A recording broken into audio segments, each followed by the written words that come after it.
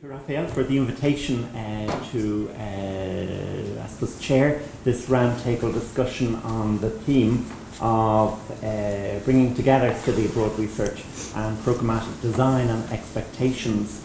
I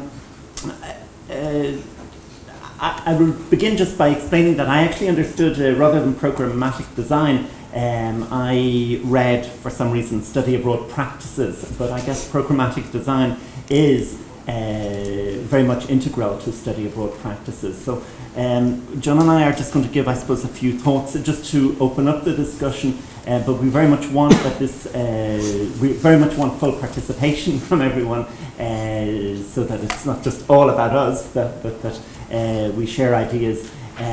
Because I suppose, I mean, as researchers, obviously we're very much involved in study abroad, but we should be thinking about how we reach out to, if you like, study abroad practitioners and policymakers, those who are very much involved on the ground in organising study abroad programmes. In some ways, I suppose, in thinking and reflecting on what I was going to say here in the next few minutes, I found it very difficult because I'm very conscious that many of you are, that I'm speaking very much to a North American audience, whereas I actually come from Europe, from Ireland. And I say that because I think study abroad is such a diverse enterprise. I mean, in Europe, for example, the notion of short-term study abroad programs, and I very much see that in evidence here, and in many of the studies that are being done right now, there is a strong emphasis on short-term study abroad programs of a couple of weeks or so. In Europe, that's very, very different to our study abroad programmatic design or practice, because usually my students go away for a full academic year, where they are fully integrated into a host university in another European country. So I suppose I say that because the question that I'd really like us to reflect on here is, what type of message is it that we can take from study abroad, from contemporary study abroad research, that we want to convey to program designers, for example, to language instructors, and to policy makers. And I think study abroad research is just so diverse, the range of findings that are coming out, and the focus of the research that's being done highlights just what a wide-ranging experience study abroad actually is for the individual student. Something, and I mean, it's very much reiterated in many of the papers I attended this morning, and in fact any study abroad conference that I attend, not that there are very many, but any study abroad presentation that I hear, we talk a lot about the highly individual experience that is study abroad. And we talk a lot about individual differences within a study abroad context, which are often accentuated compared to, say, for example, in a classroom situation. And so I kind of think that the type of message, the message that we can convey, we need to reflect on what message it is we want to convey, and how easy that message is to actually convey.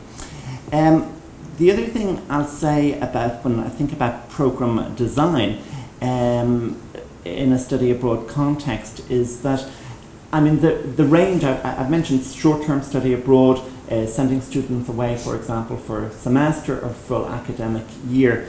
Right now there's such a range of study abroad options available to students, that, I mean, I guess program designers or program planners want to know, you know, what are the optimal conditions of a study abroad program? I mean, are there certain factors that we can take out of the research right now that we know are highly conducive to good study abroad language learning outcomes? And as an SLA researcher, I'm really only interested in the language learning aspect of it, although I know that, you know, it's quite wide-ranging, the type of, you know, socio-personal academic, professional gains that can be taken. But when I think, as I say, when I think about program design, I guess issues that we need to address, and I'm not sure that study abroad research is actually there right now, is ready to, to draw some conclusions about these factors. But I mean, is there an optimal duration of study abroad? How long should we be sending students abroad for? Is a couple of weeks enough? Do the type of linguistic gains that students make in that time period, do they fossilize in some way after a certain time period abroad? Do those language skills fossilize or stop developing in certain aspects of the learner's linguistic repertoire in the second language, or is there continual growth in those in the type of language gains to be made? The other factor that comes into play is that at what level do we send students abroad? We talk a lot about a threshold level. I'm thinking of Joseph Collantine's work with Barbara Laford on the threshold hypothesis. I mean, again, I will ask you, have we sufficient studies out there that we can draw a definitive conclusion on whether there's a certain proficiency level that learners should be going abroad, and that they can maximise the gains that they can take from the study abroad experience. I can also add factors like accommodation type or residence type. I mean, there are actually very few studies in existence that genuinely compare learners in different resident types, such that it's hard to know whether one residence type leads to greater gains than another, for example.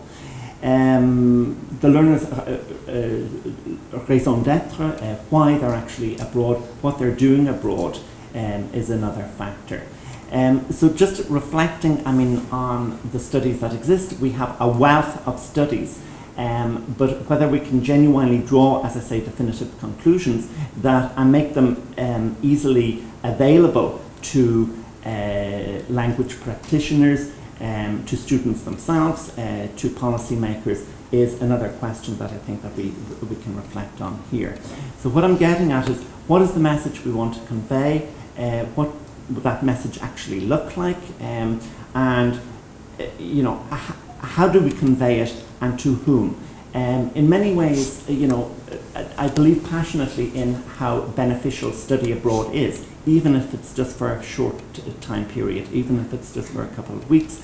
We know that learners gain quite a lot during that time. But in many ways, you could say that study abroad learners, study abroad practitioners are doing just fine. Okay, what we're investigating is, I suppose, from a research perspective, we want to investigate a certain number of research questions that are of interest to us, and that we kind of that are related to, I suppose, other research areas such as second language acquisition, such as intercultural competence, interculturality, for example. But we need to be careful what the message is that we have to convey, and how we actually convey it so that it is actually useful to practitioners. And while I say on the one hand that study abroad practitioners in many ways are doing just fine, I think they're also very open to hearing from us, but it's to create that type of dialogue between the two, and that's something that isn't easy to do. Researchers often exist in our own little bubble. We say that we're very open to conveying that message, to engaging in some type of outreach with real practitioners, but we actually very rarely do that. So I think we need to reflect a lot more on how we do that and actually do it. The other thing, though, that, and I'll end on this point because I'm only supposed to talk for a few minutes, when I say that study abroad practitioners and study abroad programs are doing just fine in some ways, so too are language learners abroad. I mentioned what a highly individual experience study abroad actually is, but we can't, I suppose, design or make the optimal study abroad experience for students. It is necessarily highly individual. One learner's experience abroad is necessarily going to be very different to another learner's. All learners are not perfectly alike, okay? They bring their own set of experiences, their own set of, I suppose, socio-biographical factors, for example, that we know impact on their experience as language learners and what they do abroad. But certainly I think that we can advise learners before they go abroad and during their study abroad experience on I suppose, coping or dealing with situations that arise. We know, from our own experiences as people who send learners abroad, we hear often the same type of problems. I mean, they often have difficulties meeting people. They complain about not having enough language exposure, for example. They talk about the, feeling homesick or the culture shock element, or so there's certainly advice that we can give to them at that level. But we should bear in mind, I would feel, that they do very well on their own as well. I mean, I mentioned that I send students abroad for a full academic year. They survive just fine and they do very well. But whether we can actually enhance that experience, I'm not sure, okay? I mean, we can advise them, but I do genuinely believe that it is a very individual experience, that we need to be careful on the type of advice that we're giving to them. I mentioned, advising pre-study abroad and being there during study abroad. Another aspect of the practical side of things are programmatic design that I will just emphasize that I think we need to do a lot more work on is post-study abroad and the learners return to the classroom situation. How we reintegrate them into that situation, what their, again, language learning needs are in relation to learners who have not gone abroad is another aspect that we need to approach. So I suppose in saying all that, and I've said it perhaps in a very circular way, I think there's a lot of really good study abroad research out there that's very interesting to us for us as researchers. But whether we're at the stage that there's a nice, neat message that we can convey, I'm not quite sure. I still think that there's a lot of work to be done in the area. So on that note, negatively, I'll hand over to John. Martin promised me he was only going to talk for a couple of minutes. That's what I did. I'd like to also thank Raphael for inviting us and giving us this opportunity to have an open discussion. So enhancement and intervention is actually where I'm going to step in as well, so that leads very nicely. I also looked at this title and I've taken it from the perspective of putting programmatic design back into, or program back into study abroad research. So what I understand by that is that in a lot of our study abroad research, most of it in fact, there's a sheer absence of pedagogy and curriculum thinking. We do not tend to provide curriculum details or pedagogical details in studies particularly related to SLA or anything that's related to immersion. And because that's what study abroad is about, right? It's about immersion. It's not apparently about the thought through instruction that happens in a classroom. And yet, when we look at the majority of study abroad programs operated particularly from North America, they are what we might want to call island programs, right? So programs where a group of students go from one university usually to one location and they're staying with those their colleagues, and they might be from different universities, but they tend to be from one nationality, right? And they go to one location. And there might be residents in a dorm, or there might be a homestay, or there might even be hotel accommodation. But this is sort of what we're looking at. So first of all, one might question, is that immersion? It certainly is, because the students do step out of that environment and go into the real Paris or the real Catalonia and so on. But a large part of those island programs is still spent in the classroom. And a large part of the language learning is in the classroom. And I feel that we've lost track of the connections between curriculum, pedagogy, teaching, instruction, learning, and acquisition.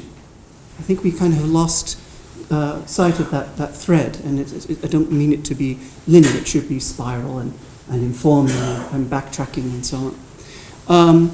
So having said that, if we're not paying attention to what's going on in the classroom in a study abroad environment, that we're focused entirely on what seems to be immersion without necessarily defining it, then we probably cannot rely on the results that we've been producing in the last 25 to 30 years. Because we're ignoring a very, very large segment of where language instruction is taking place, presuming that language instruction can, might, does lead to language acquisition. Right? So the questions that I always look for, and I never find the answers when I'm reading study abroad research, is what is the instructor doing in those 3.5 to 5 hours a week, Monday to Friday, for 6.5 weeks? Right? Because there's no guarantee outside of that classroom that the student is genuinely engaging, unless there are interventions which are described at conferences such as ours. Right? We know that in North America, for example, the majority of language teachers at school and at university still follow a PPP approach, right? Even when they describe it as communicative language teaching. We know that that's been going on for 30 plus years now, right? And I don't mean to bash teachers and language language professors, not at all. It's a question of our own professional development and our own honesty and our own awareness. So, is that how the instructor is working? If there's an instructor coming from the USA or from Canada to Germany or to Brazil or to China? And what about the local instructors? Because the local instructors are considered as gold. They know the local education system, they come from the local culture, they're native speakers and so on. But what teaching approaches are they using, and are they appropriate for North American students? And are they just the same, actually, as what we do in North America, because they want to appease the North American client? So these questions come up. Or is there communicative language teaching? What kind of content really is in those classrooms? I can't think of very many articles that I've read in the last X amount of years that have told me what the content is in the classroom in study abroad. In fact, I really can't. And what are the goals? Goals are often mentioned. What are the students' goals in relation to the course and program goals? How are the out-of-class activities truly integrated with the in-class activity? Is there a connection that's built, or is it very laissez-faire? Okay. So that's the issue I want to raise, and also what reflection takes place around teaching in the study abroad context. It might sound a bit unfair. Your staff likes in professional development. I can tell them what's on the horizon with study abroad research and do that once a year, once a semester or whatever, to help impact the actual program designs that are going on. So because often you have people in literature, often you have people on study abroad programs that are directing who are from the sciences. And they're just doing a study abroad there, and they may not have a language component per se. But I still think that our research is valuable. It just needs to have the impact by having connections with those people at the study abroad office. Now, I'm probably preaching to the choir, but sometimes if you have a lot of turnover in your study abroad office, like I've had, it's difficult to keep those connections constant, and offer the impact. So.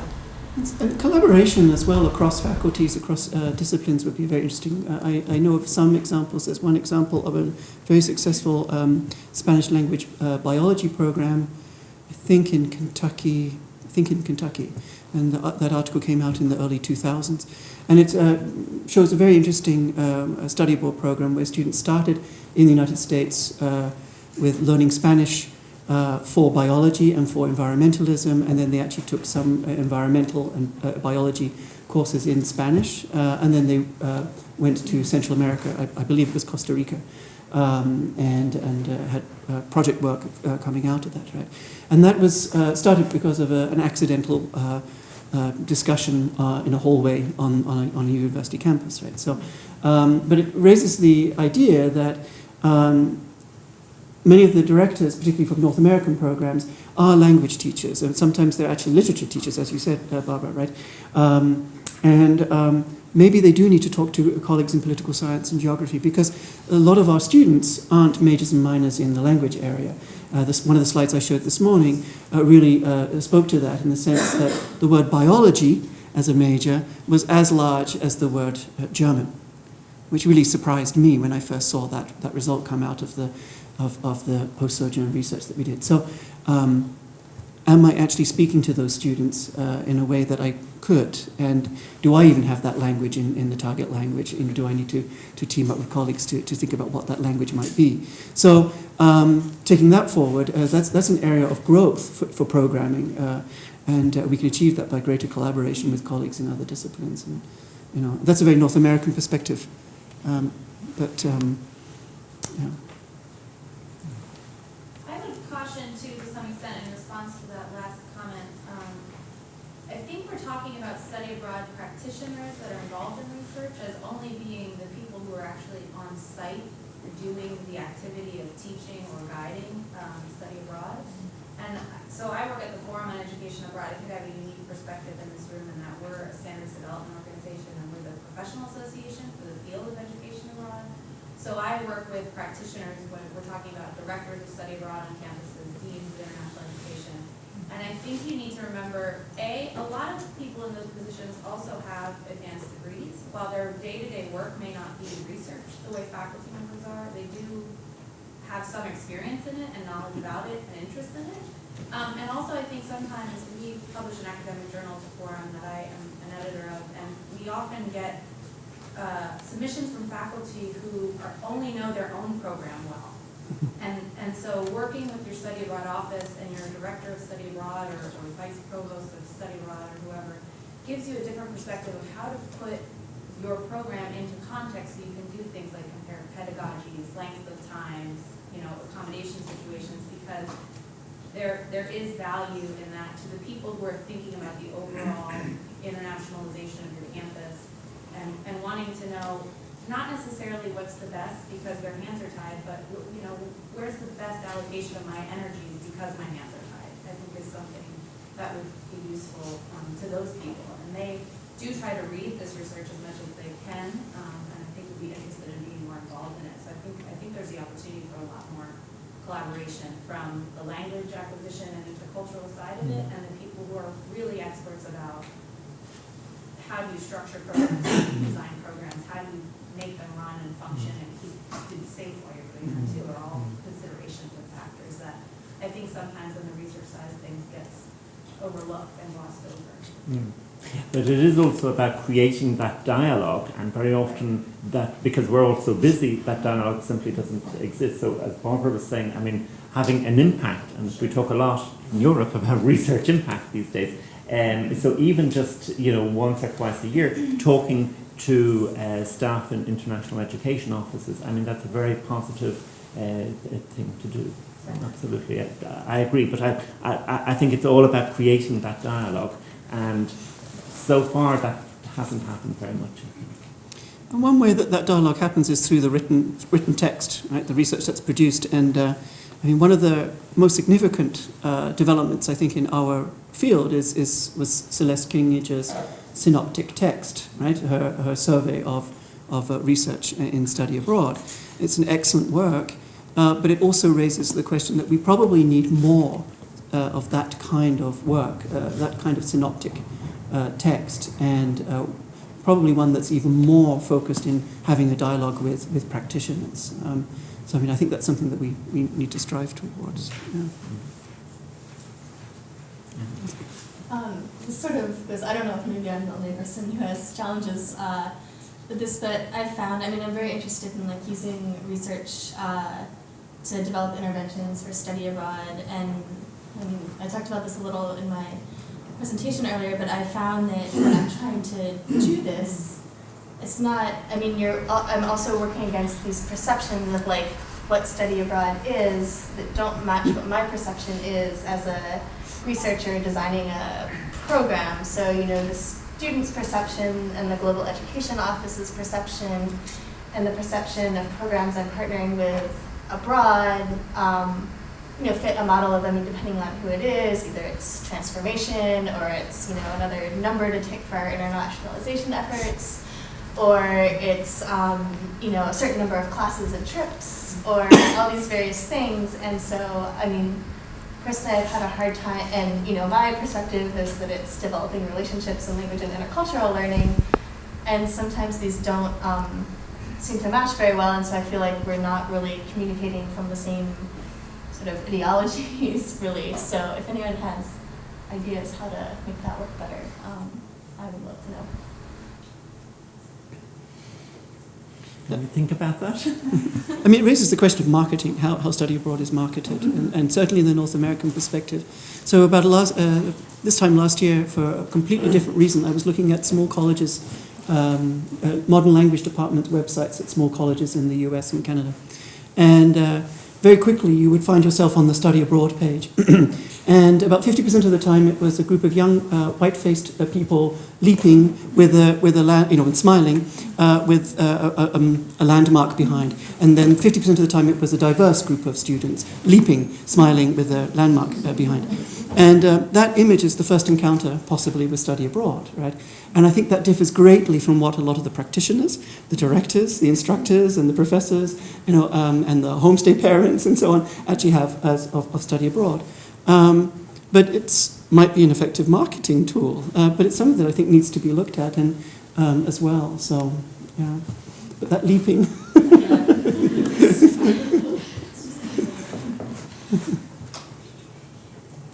you keep saying in the North America, so Europe is very different with study abroad. It's always long term.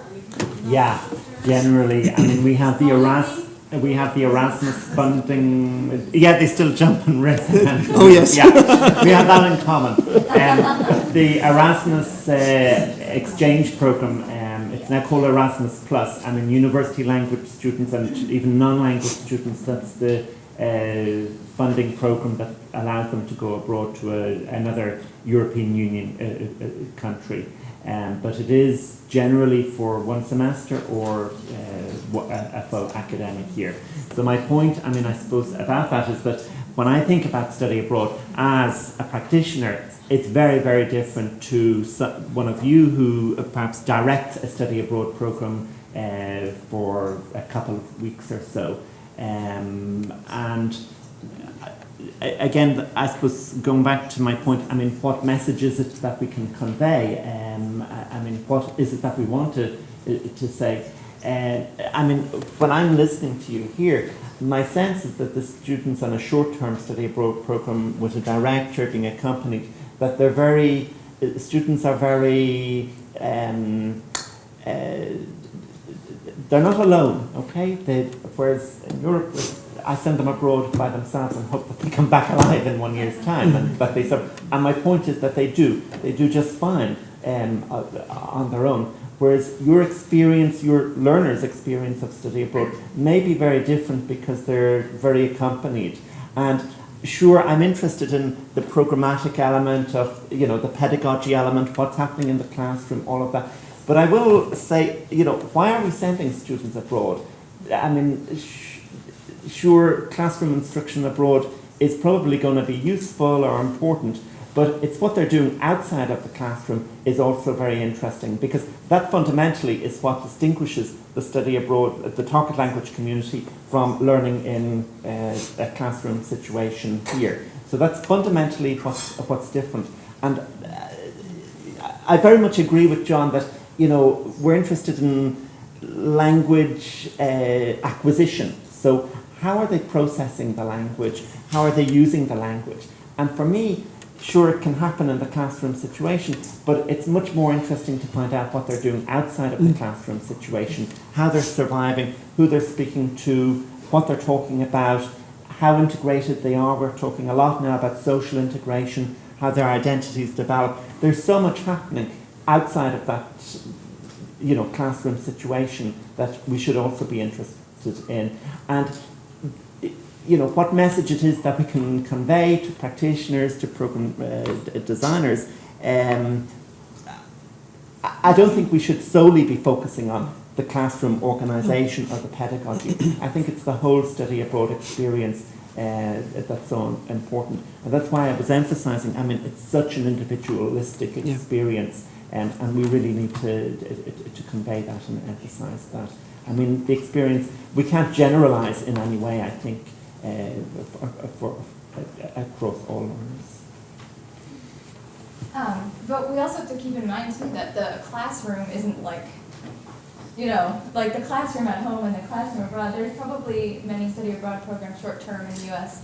or from a North American context that go abroad, in which, you know, you're going to a classroom for part of the day, like we were talking about in some of the talks today. But I mean, in the program that we do, you know, also like we're out in the streets talking and doing ethnographic projects, and there's project groups and things like that. So then it becomes like the pedagogy question becomes about the whole experience and not just, you know, the like four walls. And so, you know, I mean, it's an interesting. It's the integration of the two, right? Absolutely. And, You see, I've never been on a North American study abroad program. I'm learning so much. No, but it's true because the models are so different now. And so, you know, you end up asking slightly different questions. So the message I could convey to my international office is so different to the message you can convey. And I think that topic is excellent for the next speaker, the keynote speaker, who is going to be talking about social networks. So with that, we thank you for the moderating. thank you.